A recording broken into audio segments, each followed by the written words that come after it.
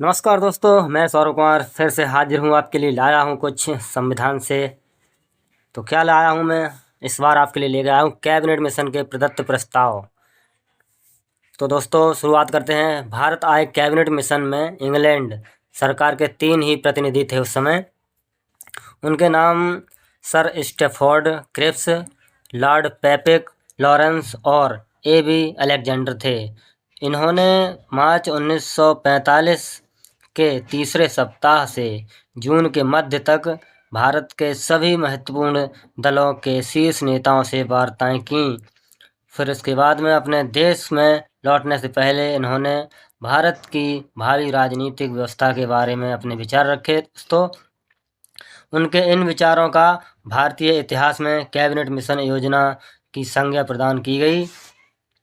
तो दोस्तों इस योजना में मुस्लिम लीग को देश के बंटवारे और संपूर्ण प्रभुत्व संपन्न मांग को खारिज करके राज्य में 3 स्वायत्तशासी समूहों का एक परिसंघ बनाने की योजना तैयार की गई थी उस समय।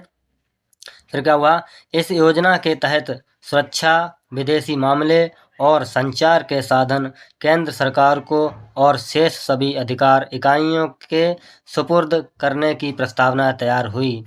यह व्यवस्था भी की गई कि सभी इकाइयां अपना निजी संविधान बनाने के लिए अधिकारी रहेंगी।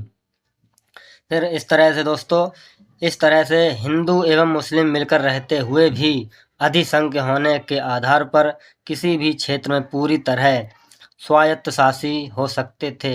इस योजना के 2 भाग थे, दीर्घकालीन व अल्पकालीन। दीर्घकालीन चरण में शाश्वत प्रकार से भारतीय भविष्य की राजनीतिक व्यवस्था का इंतजाम किया गया था दोस्तों, और अल्पकालीन चरण में जल्दी ही भारतीय अंतरिम सरकार बनाए जाने का प्रस्ताव था।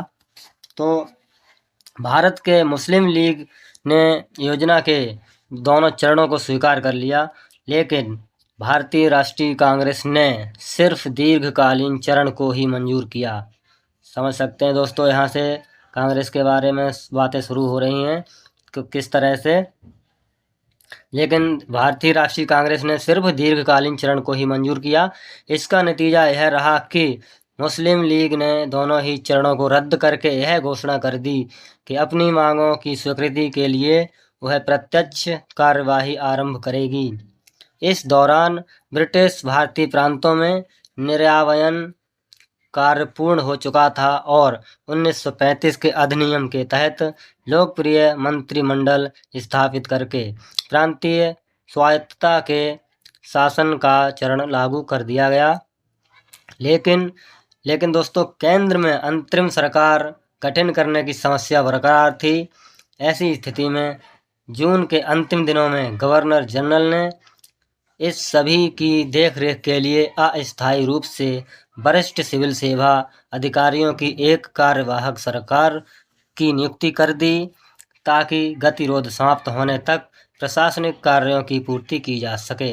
तो दोस्तों ये था आज का चैप्टर। आगे फिर मिलेंगे अगले वीडियो में, तब तक के लिए नमस्कार, जय हिंद।